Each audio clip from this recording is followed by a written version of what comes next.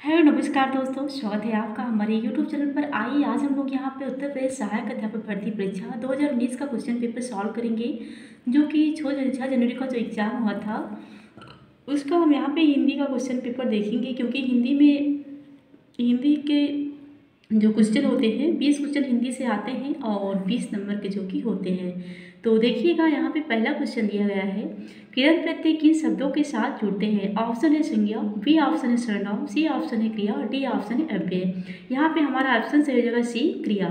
क्रिया या धातु के अंत में प्रयुक्त होने वाले प्रत्ययों को क्रियान्वित प्रत्यय कहते हैं और उनके मेल से बने शब्द को कृदंत कहते हैं। ये प्रत्यय क्रिया या धातु का नया रूप देते हैं, जैसे कि लिखना क्रिया के साथ वाला प्रत्यय लगा देने से नया शब्द क्या बनेगा, लिखने वाला।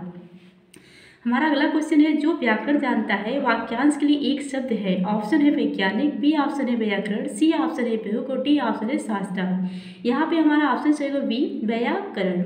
जो व्याकरण जानता है उसके लिए एक शब्द हो जाएगा व्याकरण, और वैज्ञानिक विज्ञान को जानने वाला। बहुत विषयों को जो जानकार होता है उसे बहु कहते हैं, और शास्त्रार्थ जो शास्त्रों को ज्ञाता होता है उसे शास्त्रज्ञ कहते हैं।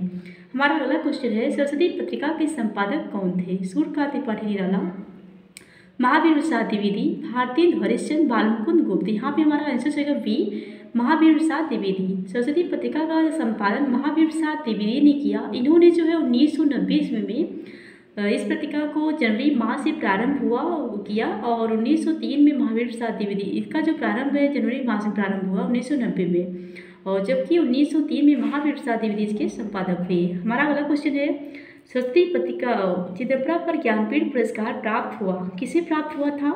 मैथिली शरण गुप्त को, सुमित्रा नंदन पंत को, अजय उपाध्याय हरिऔध को, रामधारी सिंह दिनकर को। यहाँ पे हमारा ऑप्शन चल जाएगा बी सुमित्रा नंदन पंत को।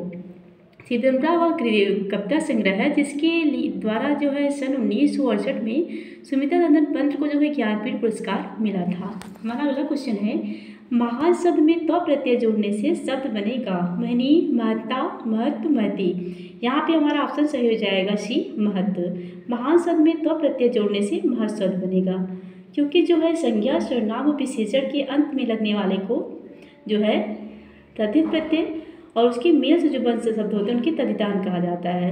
तो त्व क्या है, भावात्मक तद्धित प्रत्यय है।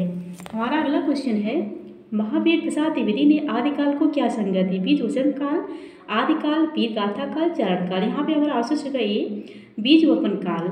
महावीर प्रसाद द्विवेदी ने जो है आदिकाल को बीज वपन काल की संज्ञा दी, जबकि आदिकाल जो है हजारी प्रसाद द्विवेदी ने कहा था। अगला क्वेश्चन है, हिंदी शब्द किस भाषा से लिया गया है। संस्कृत, फारसी, हिंदी, अरबी। यहाँ पे हमारा ऑप्शन चलेगा बी फारसी। हिंदी जो है शब्द फारसी भाषा से लिया गया है, क्योंकि संस्कृत को शब्द ध्वनि को फारसी में हा बोलते, जैसे कि सप्ताह को हफ्ताह और सिंध को हिंदू। भारतवर्ष के पश्चिमी सीमा के करीब जो सिंधु नदी बहती थी, इसकी रानी हिंदू या हिंद, इसे जो है रानी जो है हिंदू या हिंद कहते थे, और इसी प्रकार हिंद की जो भाषा है हिंदी कहलाई। अगला क्वेश्चन है, निम्नलिखित में से तत्सम शब्द है। आँख, पाँव, गाँव, गृह। यहाँ पे हमारा ऑप्शन सही हो जाएगा डी गृह। गृह क्या है, तत्सम शब्द है। बाकी आँख, पाँव, गाँव ये सब जो है तद्भव शब्द है। आँख का अच्छ हो जाएगा तत्सम, पाँव का पाद हो जाएगा तत्सम और गाँव का ग्राम हो जाएगा तत्सम। यहाँ पे गद्यांश दिया गया है, प्रश्न संख्या 9 और 10 के लिए गद्यांश दिया गया है। गद्यांश से 2 क्वेश्चन पूछे गए थे। हमारा जीवन पाखंड में बन गया और हम इसके बिना नहीं रह सकते हैं। अपने सार्वजनिक जीवन अथवा निजी जीवन में कहीं भी देखें, हम एक दूसरे को छलने की कला का खुलकर उपयोग करते हैं। इसके बावजूद यह विश्वास करते हैं कि हम ऐसा कभी कुछ भी नहीं कर रहे हैं। इस प्रकार की भाषा का प्रयोग करते हैं जिनकी उस अवसर पर कोई आवश्यकता नहीं होती। हम किसी भी बात को यह जानते हुए कि वह सही या सत्य नहीं है, लेकिन उसके प्रति निष्ठा या विश्वास इस तरह प्रकट करते हैं जैसे हमारे लिए वह एकमात्र सत्य है। हम सब यह इसलिए सरलता से कर लेते हैं क्योंकि आज पाखंड एवं दिखावा हमारे जीवन का एक अभिन्न अंग बन गया है। आज हम लोगों में एक से अधिकांश की स्थिति मुंह में कुछ और मन में कुछ और वाली बन गई है। आइए क्वेश्चन देखते हैं, हमने अपने जीवन का अभिन्न किसे बना लिया। भाषा को, पाखंड और दिखावे की निष्ठा और विश्वास को, सरलता को ऑप्शन हो जाएगा बी पाखंड एवं दिखावा, जैसा कि गद्यांश में दिया गया है।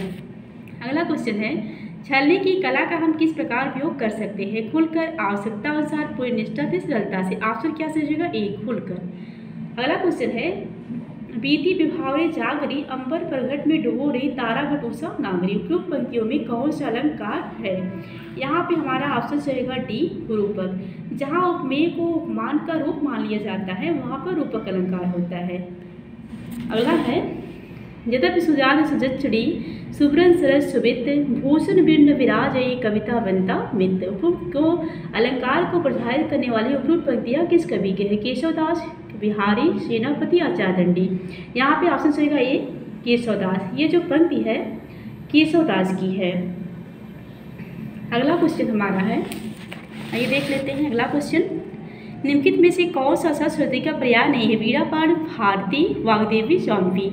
यहाँ पे डी ऑप्शन हो जाएगा जौनपी। जौनपी जो है किसका पर्यायवाची है? जौनपी, गंगा, सुरसरी, मंदाकिनी, त्रिपदगा, ये सब नदी की पर्यायवाची हैं। अगला क्वेश्चन है, मैं, हम, तू, तुम आदि शब्द हैं संबंधवाचक सर्वनाम, अनिश्चयवाचक सर्वनाम, प्रश्नवाचक सर्वनाम, पुरुषवाचक सर्वनाम। यहाँ पे हमारा ऑप्शन रहेगा डी पुरुषवाचक सर्वनाम। मैं, हम, तुम, तू आदि शब्द जो है पुरुषवाचक सर्वनाम। जो सर्वनाम पुरुषवाचक या स्त्रीवाचक संज्ञाओं के बदले आते हैं उन्हें जो है पुरुषवाचक सर्वनाम कहते हैं। ये जो 3 प्रकार के होते हैं, उत्तम पुरुष में मैं, हम, मध्यम में तू, तुम और अन्य पुरुष में वह, इस तरह का प्रयोग होता है। आइए अगला क्वेश्चन देखते हैं। निम्नलिखित में से महाप्राण व्यंजन कौन से हैं? ऑप्शन ए क, च, ट, त, फ। बी ऑप्शन है ख, छ, ठ, थ, फ। सी ऑप्शन है ग, ज, ड, द, ब। डी ऑप्शन य, र, ल, व। यहाँ ऑप्शन से बी ख, छ, ठ, थ, फ। जो महाप्राण व्यंजन होते हैं दूसरा और चौथा वर्ग का महाप्राण व्यंजन होता है। पहला, तीसरा और पांचवा वर्ग जो होता है वो अल्पप्राण होता है। अगला क्वेश्चन है, जब प्रथम शब्द संख्यावाची द्वितीय शब्द जो है संज्ञा हो तो कौन समास होता है? द्विगु, कंधारे, तत्पुरुष, बहुव्रीहि। ऑप्शन सही हमारा ये द्विगु समास। जब पहला पद संख्यावाची हो और द्वितीय पद संज्ञा हो तो वहाँ पे द्विगु समास होता है, जैसे कि पंचवटी, 5 वटों का समूह। अगला क्वेश्चन है, तुम मांसहीन, तुम रक्तहीन, हे अर्थशेष, तुम अस्त्रहीन, तुम शुद्ध बुद्ध आत्मा केवल, हे चिर पुराण, हे छिन्न। उपयुक्त पंक्तियों में कौन सा अलंकार प्रयुक्त हुआ है? यहाँ पे ऑप्शन से हो जाएगा ए विरोधाभास अलंकार। यहाँ पे कौन सा अलंकार है? विरोधाभास अलंकार। विरोधाभास अलंकार जहाँ पर विरोध न होते हुए भी विरोध का आभास हो वहाँ पर विरोधाभास अलंकार होता है। अगला क्वेश्चन है, निम्नलिखित में से कौन सा योजक चिन्ह है? यहाँ पे सी ऑप्शन से जाएगा। सी ऑप्शन पे जो है योजक चिन्ह का प्रयोग हो, क्योंकि जो योजक चिन्ह का प्रयोग होता है समासिक पदों के बीच में होता है। विशेषण इससे विशेष रूप से जो है द्वंद्व समास में भी इसका प्रयोग होता है। बुद्धिमान शब्द की संवर्ती है।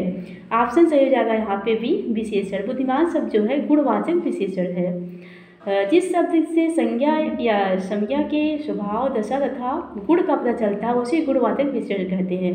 लास्ट क्वेश्चन हमारा है, कवि का स्त्रीवाचक लिंग है? कवित्री, कवित्री, कवित्री, कवित्री। यहाँ पे हमारा ऑप्शन सही हो जाएगा सी कवित्री। थैंक यू दोस्तों, मिलते हैं अगली क्लास में। हमारी क्लास आपको कैसी लगी हमें कमेंट में जरूर बताइएगा।